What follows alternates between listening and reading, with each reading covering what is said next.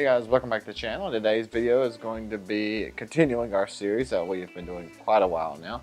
Is telling you my maximum wait times for a Walt Disney World attraction. So of course we've covered Magic Kingdom by now, and we've covered Hollywood Studios. And in this video we're going to be covering part 2 of Epcot. Part 1 we covered the left side of Epcot and Spaceship Earth, and now this video we'll be covering the right side of Epcot to finish up this park. So after this video, we'll have one park left. That'll be Animal Kingdom. We'll probably split it up into 2 parts too. So there's only 2 videos left in the series. So I hope you've enjoyed them. If you have been, make sure you leave this video a like and comment down below what your favorite ride is in Epcot, or what I may cover in this video. So yeah, starting first on the right side of Epcot is the Seas with Nemo and Friends. It opened up on January 24th, 2007. Before it was Living with the Seas, but then they transformed it into Nemo. So guests will board their clammobiles and venture into the sea to join Marlin, Dory, and other characters in the film Finding Nemo as they search for Nemo, who has gotten lost again. Guests first journey through a coral reef where they find Marlin, a clownfish, searching for Nemo. And of course from there, all this is pretty much in an actual tank where there's actual fish. They use some kind of projection effects in the water where it looks like they're animated fish with real fish. So cool piece of technology they have in there. Of course you're riding a clam, and it's a short little fun ride. Wouldn't wait no more than 15 minutes for it, 10 minutes. Even if you have little kids, 10 minutes, 15 minutes. It's not worth much more than that. Definitely not waste a fast pass on it while you're at Epcot. Just a good air condition and time killer. Alright, the next ride or attraction we're going to cover in this video is actually in the same building as the Seas with Nemo and Friends. Is going to be Turtle Talk with Crush. Now, I've actually never done this, a little sit down kind of video. It's kind of like a Monsters Inc. Laugh For. It's where Crush, it comes onto the screen. And there's actually somebody controlling him and talking for him backstage. But you kids can sit down the front. It opened up on November 16, 2004. So in this attraction, Crush talks with his audience and engages them individually in dialogue, asking them questions and responding to them with humor. And then he asks them to ask questions to him, and he'll answer them. A fun little attraction based on what it looks like and what I've seen. Probably 15 minutes for this. It's kind of cool. You get to talk to the animation, or for a kid or something, talk to them. Be cool for them.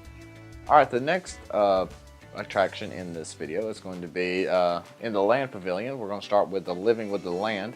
It opened in 1982. It's a half dark, half outside ride.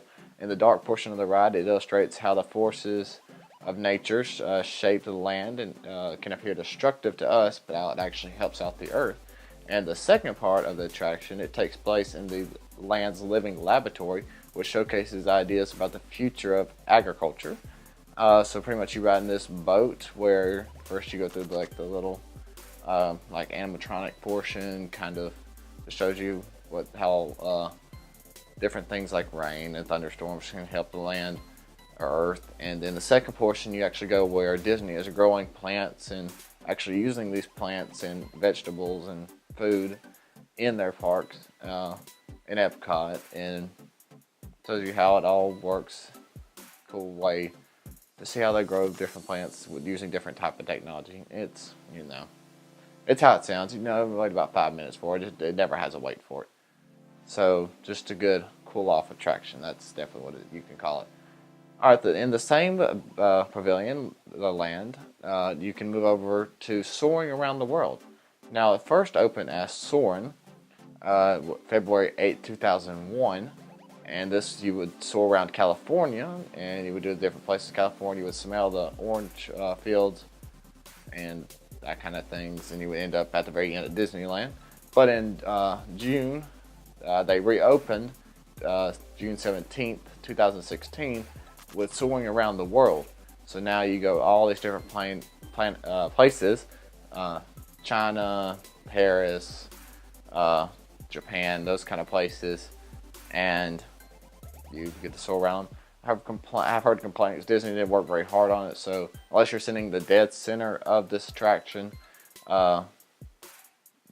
everything looks odd. It's on a dome projection screen, so you kind of feel like you're surrounded by the screen. If you actually feel like you're there, you're sitting in this hang glider kind of ride vehicle, just kind of make you feel like you're gliding.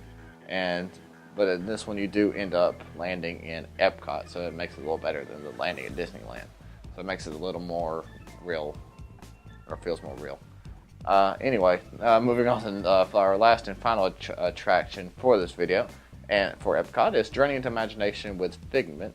It opened up on June 2nd, 2002, and you pretty much go into the Institute with this doctor, and you have these 5 different labs based on the 5 human senses: sight, sound, smell, touch, and taste. And you'll go around with Figment, and then you'll start using your imagination a little bit and go in these odd little places that Figment wants you to go. It's been around for a while.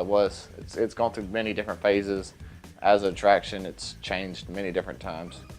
Some for the good, some for the bad.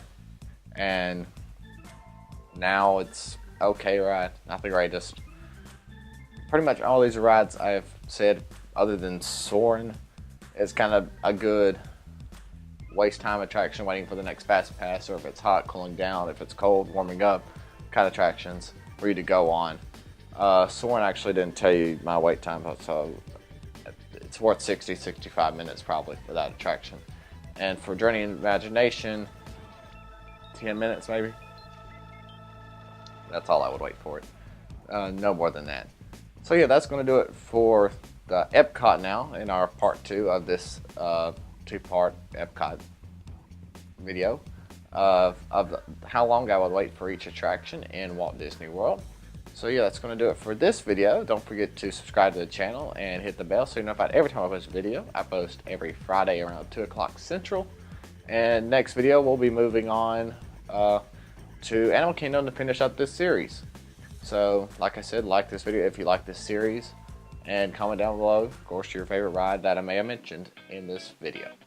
So yeah, that's going to do it for this video. So, until next Friday, see you later.